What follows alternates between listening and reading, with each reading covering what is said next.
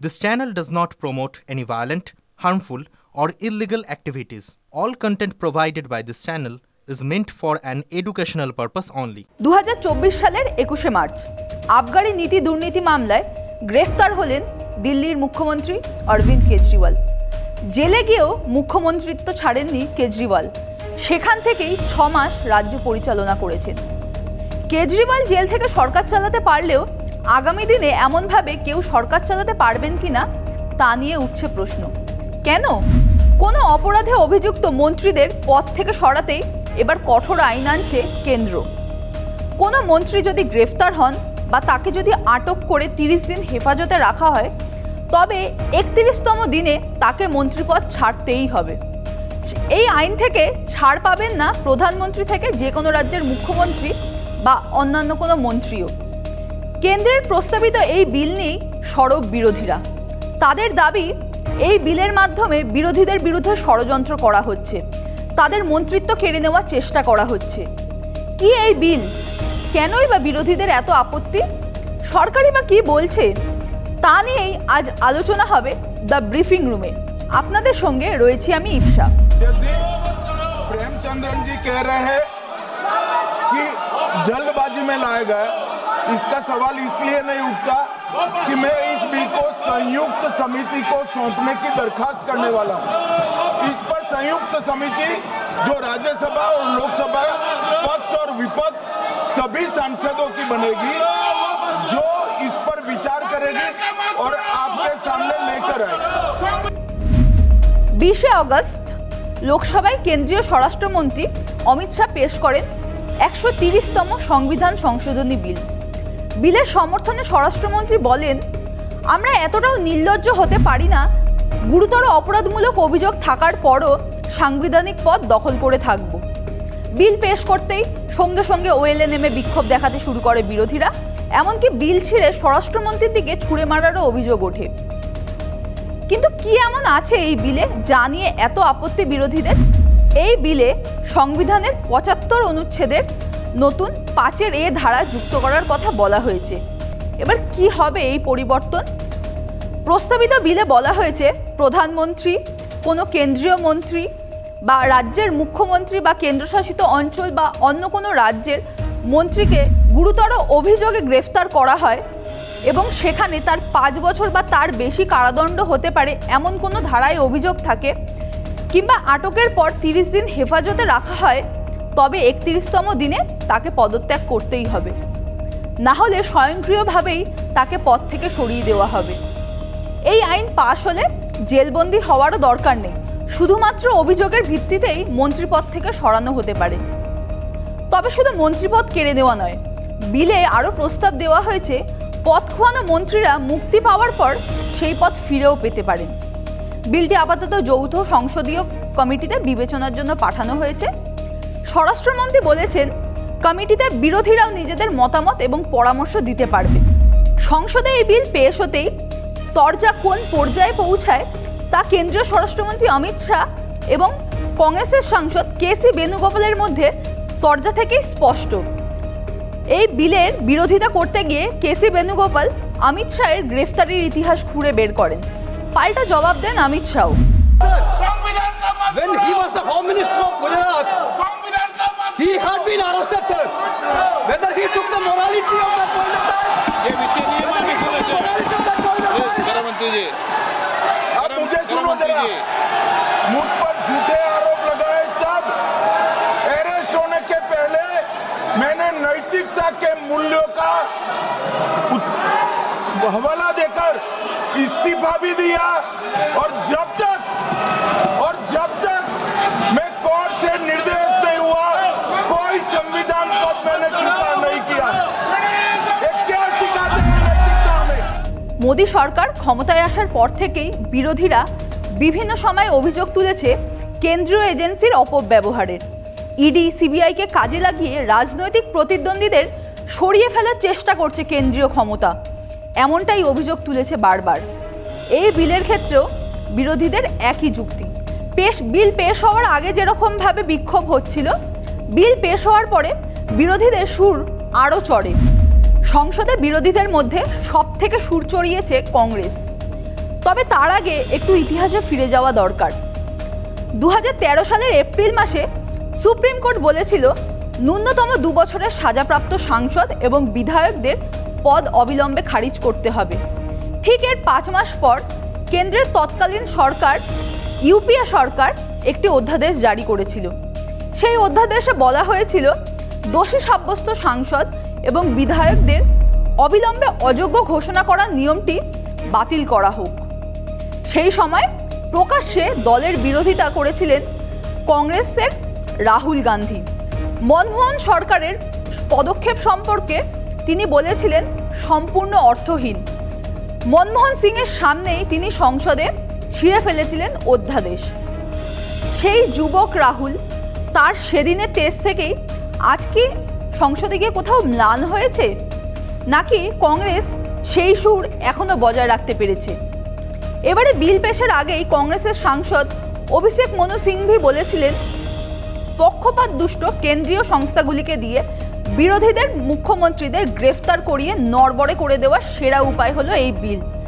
নির্বাচনী প্রক্রিয়ায় হারাতে না পেরে অবাধে গ্রেফতার করে তাদের সরাও। কখনো শাসক দলের বর্তমান মুখ্যমন্ত্রীকে স্পর্শ করা হয় না। আবার কংগ্রেসের সর্বভারতীয় সভাপতি মল্লিকার্জুন খাড়গে তিনিও এই বিলের বিরোধিতা করে সুর চড়িয়েছেন।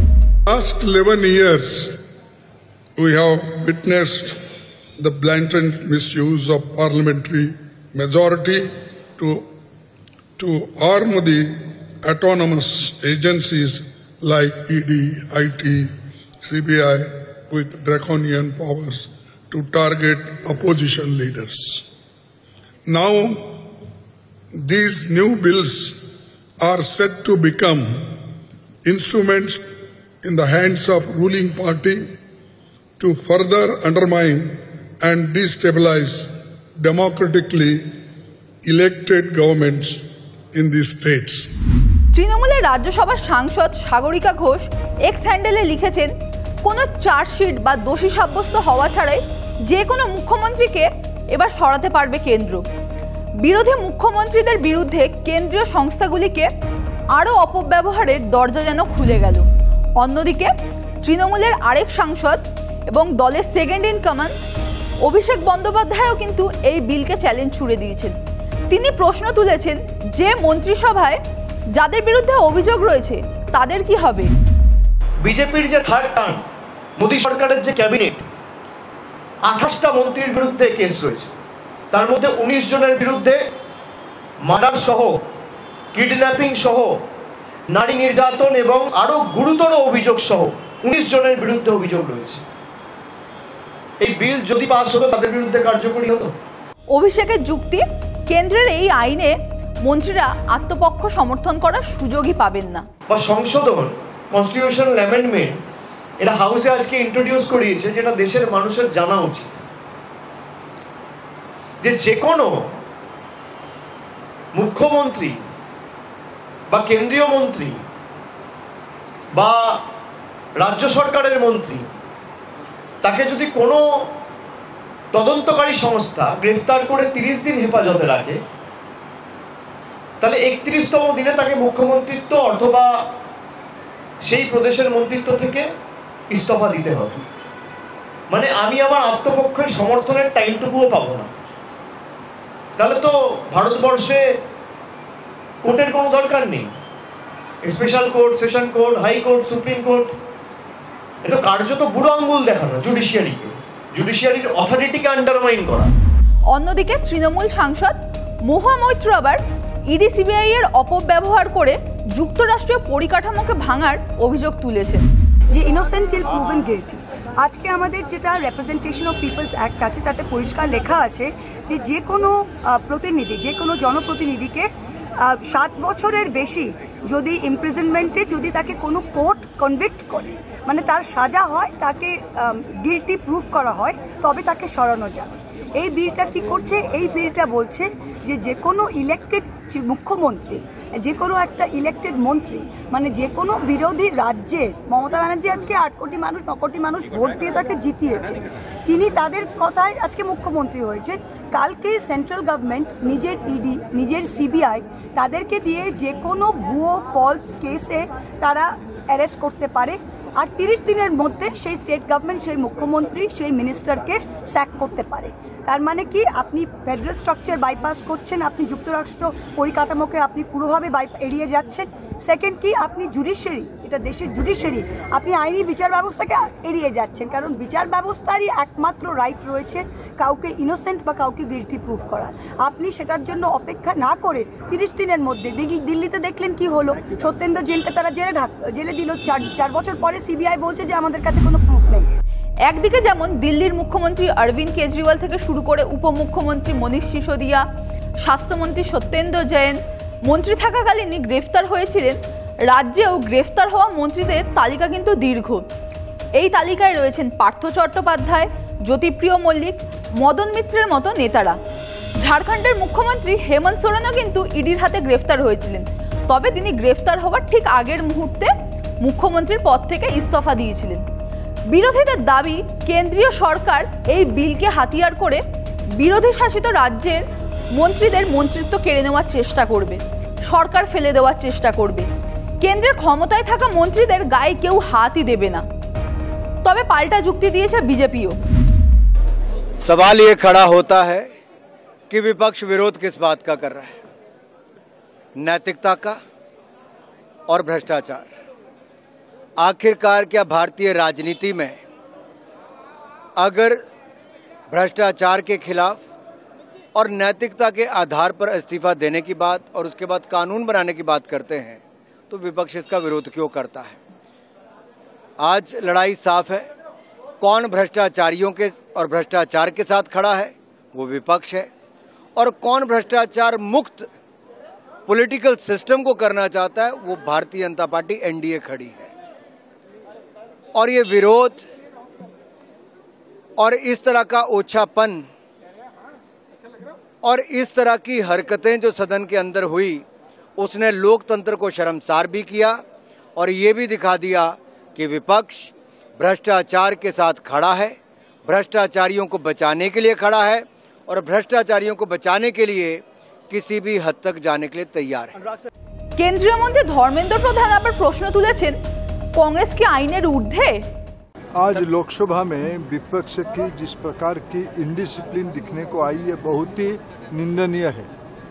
क्या विपक्ष विशेष करके कांग्रेस पार्टी और उनकी प्रमुख सहयोगी दल ये समूह चाहते हैं कि उनकी कोई नेता या कोई भी राजनीतिक पार्टी की नेता, कोई मुख्यमंत्री हो या और कोई बड़े व्यक्ति हो या कोई, अभी तो उसमें से देश की प्रधानमंत्री जी तक बात है, क्या अगर वो गिरफ्त होते हैं वो कानून के ऊपर रहेंगे?